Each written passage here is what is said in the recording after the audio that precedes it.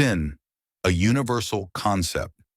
Picture a serene garden, lush with every imaginable fruit, where humanity's first mistake unfolds, a bite from the forbidden fruit. The story of Adam and Eve is not just a tale. It embodies a theme that transcends time and cultures, the idea of sin. But what exactly is sin? Is it a whisper from the devil, a rebellion against divine law, or simply human frailty in action? Across religions, sin is the thread that ties us to our imperfections, reminding us that every action ripples through the fabric of morality. In Christianity, sin begins with the fall, marking humanity's estrangement from God. In Islam, it's the failure to obey Allah's guidance, a misstep that tarnishes the purity of the soul. Hinduism and Buddhism see sin differently, not as defiance, but as ignorance or attachment that veils our higher selves. The story shifts depending on the narrator, yet the theme remains eerily familiar. We all stumble. Consider a young boy in an Indian village who steals a mango from his neighbor's tree. To the village elders, he's committed a sin, disrupting the harmony of their community. To the boy, he's just hungry. Sin, then, is not only about the act, but the perspective. It's a breach of cosmic balance in Hinduism, a ripple in the karmic cycle. Religions also divide sins. Some are minor, a mere scratch on the soul, while others are grave, leaving scars that demand redemption. These distinctions are universal.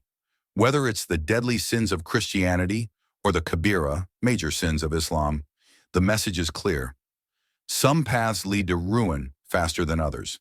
In every culture, sin reflects a shared truth: our choices define us, and with every misstep, we write the next chapter in our moral story.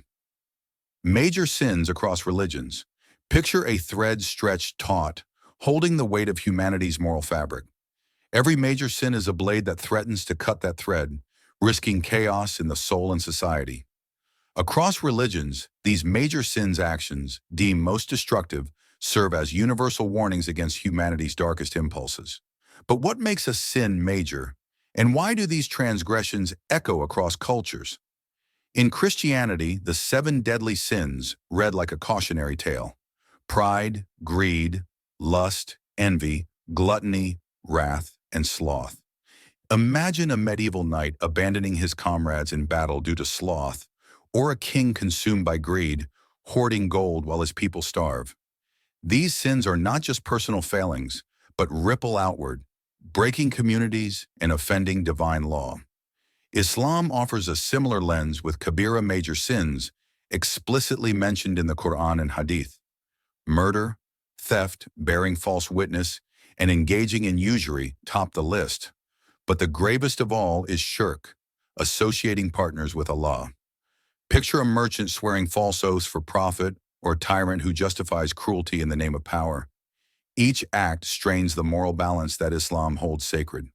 Hinduism warns of sins against dharma, like violence against innocence, disrespect toward parents, and deceit. In Buddhism, killing, stealing, and false speech disrupt the path to enlightenment. Imagine a hunter taking life thoughtlessly, or a leader lying to his people. The karmic debt they accrue binds them tighter to suffering.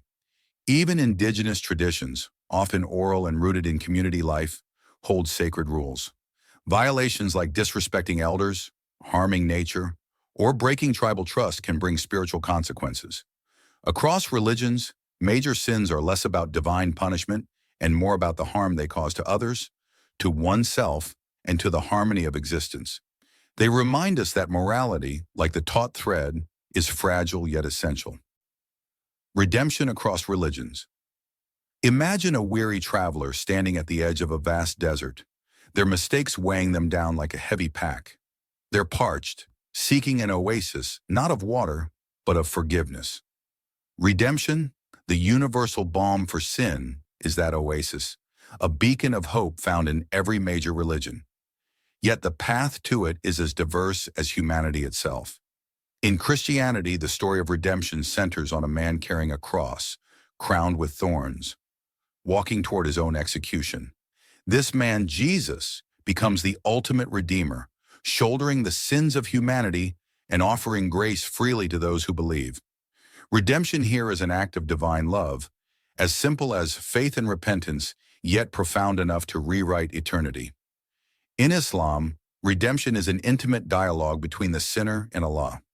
Imagine a man kneeling in the stillness of dawn, whispering prayers of tawbah, repentance.